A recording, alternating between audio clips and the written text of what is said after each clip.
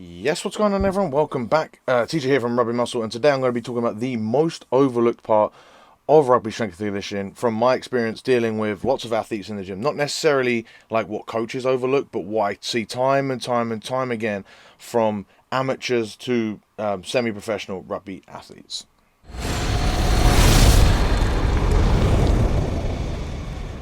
Now, before I get into exactly what this component is, I would like to ask you of a favor. That would be to give this video a thumbs up and subscribe if you are new, because I'm really focusing on growing this YouTube channel. Not just my magnificent, if I do say so myself, blonde locks. I am focusing on really trying to put out the best content I can on this YouTube channel, and for me to really make sure I'm doing that, that involves you guys giving it a thumbs up, definitely asking comments or asking questions in the comments below. It really does help us out, and I really do enjoy responding to all of them. And in fact, that's what creates more, or gives me ideas to create more videos, is seeing you guys, what you guys ask in the comments, and then expand upon those points. And I do think YouTube is by far the best way to go for this stuff, because we want to look into a little bit more detail. It's not necessarily going to have to be like 30 minutes long, as I've seen in the past, but it's a lot more than just an Instagram post where you're just scrolling through. That's, save the hype stuff for Instagram. That, you save the real stuff, save the stuff that actually makes a difference for this YouTube, where you actually have to think about what you're doing in the bloody gym, and what you're doing with your strength and conditioning, and what you're doing with your nutrition. So, speaking of which, let's talk about what you're doing with your rugby strength and conditioning. Now, I could say that the most overlooked part is like your sleep and your habits and stuff, but I don't, if I'm talking about rugby strength and conditioning, I'm talking about what you're actually doing in the gym. So, you've got your habits down, you're staying consistent, all that sort of stuff that's taken care of, right? We're talking about what you're actually doing. Now, most guys all the time know that they're supposed to, train a little bit of hypertrophy. They know they're supposed to get fitter. They focus on their speed. They focus on their power. They focus on getting stronger. They focus on their core, mobility, footwork, everything on this physical preparation pyramid. They will focus on. Except I see them time and time again overlook that really important thing in the bottom corner there: movement control. And considering it's at the bottom, it's at the base of this pyramid, it is so important. It is crucial. It's 1/3 of everything that we do. And so I see time and time again guys using poor movement, or not even trying to get better at their movement, and I think that is a fool's errand, and it's really holding you back from the progress that you could be making with the exact same work. If anything, with less work, you can make a lot more progress if you really focus on nailing down your movement control. So what does that actually involve? Let's start talking about that, shall we? Because it's not about, when you're training in the gym, and when you're training for rugby, it's not necessarily about the size, right? It's about what you do with it. Okay, wrap your head around that. It's definitely not just about the size. It's about what you do with it. If you grow huge muscle, or if you have really strong muscle, or even if you have a really powerful muscle, it's only as useful as you can apply it, especially as a rugby player, to the game of rugby, right? Give anyone anyone that doesn't play rugby, anyone that's like a footballer that's never passed a rugby ball before, and make them pass a ball, and you'll see that it doesn't matter. Like, they cannot apply a rugby pass. They cannot apply that movement to be able to pass a ball. It doesn't matter how fast they are. It doesn't matter how skilled they are at other movements. Like, that should give you an indication of why you need to get good at movement. Like, it feeds everything that you do as a rugby player, right? I put here, everything is movement, and that results in movement is everything. Everything you do on the rugby pitch is movement, right? It's trying to solve a problem through moving around the pitch and tackling people, passing, pushing people, and even when you're doing everything to do with your training. If we go back to the preparation pyramid, when you're trying to improve your speed, when you're trying to improve your fitness, when you're trying to improve you're trying to grow your muscles, if you're trying to improve your strength, all of that is movement based. All of it is you're trying to get better at moving. So it's so important that you understand that, right? You're going to get a few mindset shifts in this presentation today, or in this video today. Look at Sonny Bill Williams, and people will say, well, oh my God, like, he's an absolute specimen, and he is, no question. But he's not as big as a bodybuilder. He's not as strong as, some strength athletes. He's not as fast as speed athletes. What he is someone who moves phenomenally, or he was maybe, who moves phenomenally as a rugby player. What he is, if you watch him move, he's so controlled. He's so good because he moves really, really well. I've put here Juju Mufu because he's an absolute beast, but he cannot do rugby because he's not taught that movement, and he doesn't really have that movement base.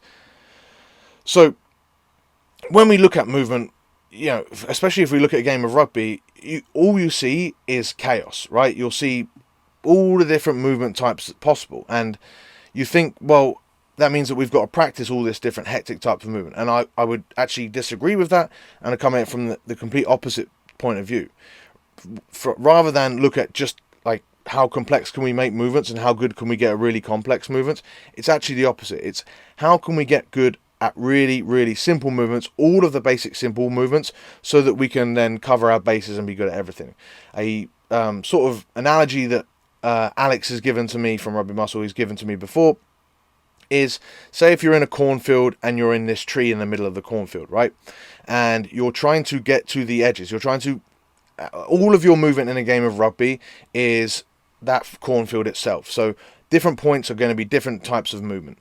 Now, all of your base movements are going to be on the edges of the cornfield. So the more you get better at the base movements is the more journeys that you are making to the edges of said cornfield.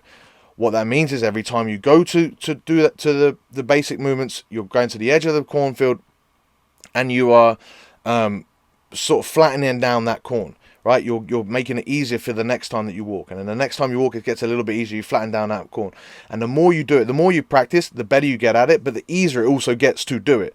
And so over time what you're going to do is actually be able to have really good access to the edges of the cornfield through your perfect movements, through your perfect basic movements. But not only that, but it gives you faster and faster access to combination movements. So everything on the rugby field is a combination of different basic movements. Something that looks like a hectic sidestep or a hectic push in an awkward position, maybe someone coming to your side, it's a combination of basic movements. It's not anything that's chaos is coming from a basic background. So before I completely confuse you with that, let's go over what those movements are. So we've got a lower body squat or a lunge, and I've put lunge there because it's still the same sort of movement, but it looks very different when you're doing a squat versus a lunge. But it's still the same principle: a lower body push, a lower body hinge, an upper body push, an upper body pull, torso flexion or extension, so your basic torso going forward and going backwards, torso lateral flexion and extension, rotation, and then sprinting and changing the direction. Now all of this stuff can be single joint or single arm, bilateral, isolateral, single arm, single leg. They can be more complex, they can be very heavy, they can be very light, they can be explosive, they can be plyometric. All these movements have different permutations, right?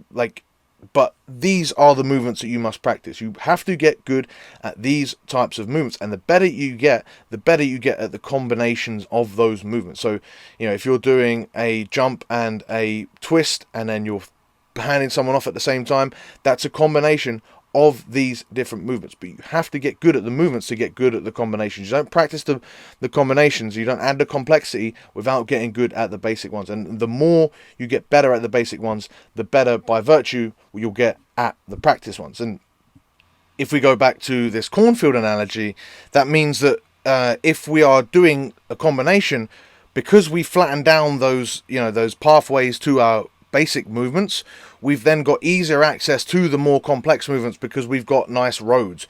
I mean, you could use like a road to connect cities as this thing, but I've got a picture of a cornfield here. Hopefully that makes sense, right? Because you've got easy access to all of the basics, when the complexities are added in, they're only combinations of the basics. So then you can use your expertise in those basics to get really quick access to improve. Now, you could also then improve those complexities, but you're in a much better position because you've nailed the basics. Okay, hopefully that makes sense. I it's a bit of a stretch of an analogy, but it's something you have to do. You do have to wrap your head around. So the mindset shift I want a lot of you athletes to make is that you're training the movement. You're not training the weight. You're not training to be that to actually lift the most amount of weight or look impressive or whatever. You're training the movement. So when I see people say, my squat one rep max is 200 kilos, but I don't really squat that deep. Well, then it's not a squat. It's a 1 rep max of something, but it's not a squat. You got to understand that the intent is more important than the weight. Just because you're adding weight, you might actually not be making any progress because you've then changed the movement. Likewise, you might not add any weight, but you're actually making progress because you're moving a lot better. You have to understand that you've got to earn the right both to lift heavier weights and to add complexity. So you could spend a good couple years or even more, depending on your development, doing just basic movements and getting as good as you can. And once you've got good, then you can earn the right to add more weight or add complexity. I've put here Lasha, who is basically the strongest Olympic lifter maybe ever. And he would have spent time as a kid, and he still spends time being this strong, practicing just the movement of the snatch, just as movement of a clean pull, just basic squats. He'll practice the movements for the sake of the movements, and then he'll earn the right to add more and more and more weight. He didn't just get strong and then figure that he can do snatches. No, he practiced that movement. Likewise, this bloke here is getting nothing out of this deadlift with this terrible form. He's not improving in any way to be better as a rugby player or to be even stronger. He's just reinforcing poor movements. And so if you say, if you load up heavy movements or if you add complexity to movements that you're not good at, all you're doing is you're reinforcing bad movement, because you all the time you're enforcing either good or bad movement. So if you're doing these movements poorly, then you're actually regressing every single time you do that. So it takes a lot of time and a lot of patience to actually just keep practicing on getting better at the movement. And the minute that you add unnecessary weight or add unnecessary complexity and get worse, you're then reinforcing that bad pattern again. And you're undoing all of your good work. You've got to make sure that you earn the right. Nothing frustrates me more than people loading up weights and saying, that's a new max, but I guess my form could be better. No, your form has to always be on point. It's the most important thing. Your technique, your movement is the most important thing.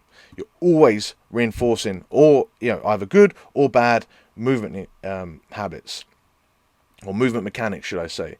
So don't sacrifice form. Don't ever accept bad form. In fact, you should train hard, not by constantly trying to add the weight or constantly trying to push 2 more reps or whatever. You should train hard by constantly, every single rep, every single set should be as optimal as you can make it. You can move as well. I'm not saying that you have to, only ever use just the bar because your knee twitches in just a little bit. We can overthink this stuff, but you should really make sure that you are watching your movements and you're saying, yeah, that's acceptable. If you do anything that you ever see that's unacceptable, don't do it.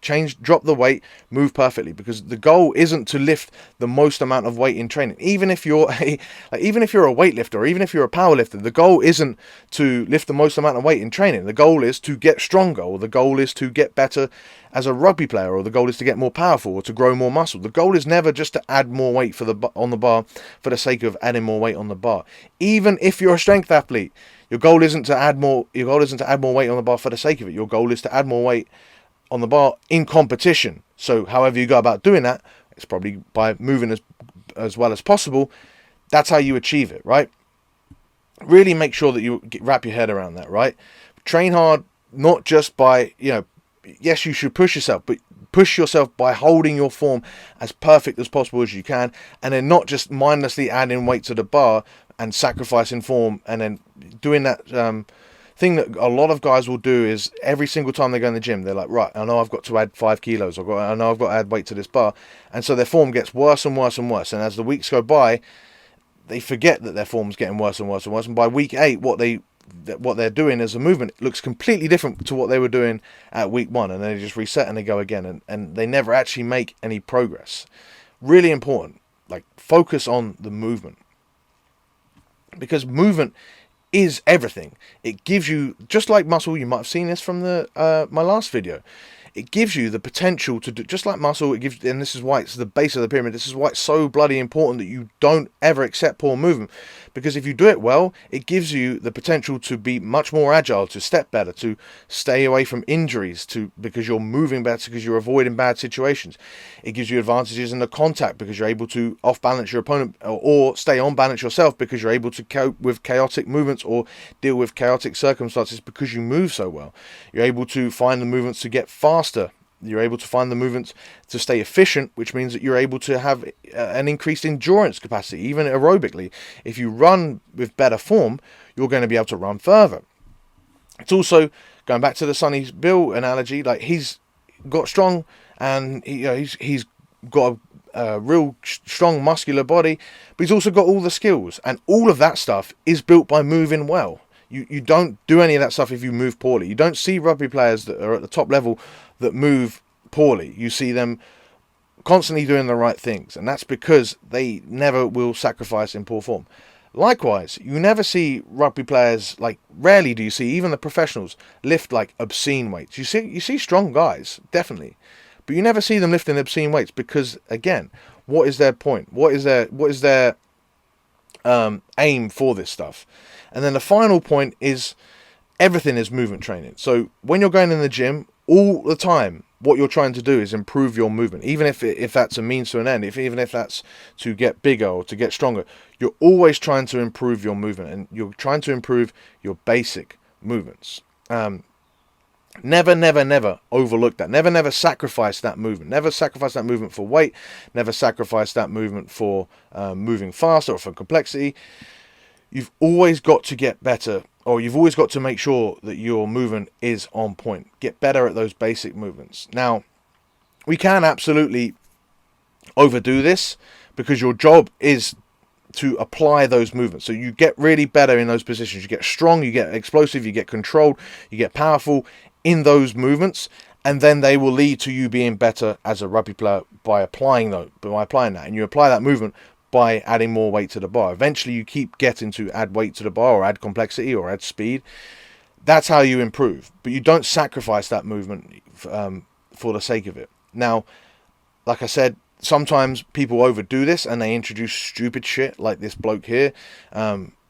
Mainly put it on there because it is kind of a funny picture, but it also does ring true that sometimes we overdo this movement stuff. I'm not saying never add weight. I'm not saying never get stronger. I'm not saying never move faster. But you've always got to make sure, an occasional knee turning in a little bit, or occasional elbow going in a little bit off.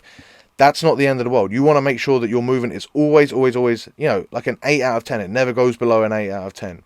And then you want to try and improve it, but it always stays at an acceptable standard. The point isn't to become this weird person that's doing a single leg squat and like moving for the sake of movement. Moving really well is a means to an end also. It's so that you can then solve the problem of rugby or getting stronger, or whatever adaptation you wish to make. Hopefully that all makes sense, and hopefully you guys got a few light bulbs. If you did, please put a comment in the comments below. Let me know what you thought of it. And I'll be back next week with another video. Thank you guys so much. Subscribe if you're new. Thumbs up, and I'll see you in the next one.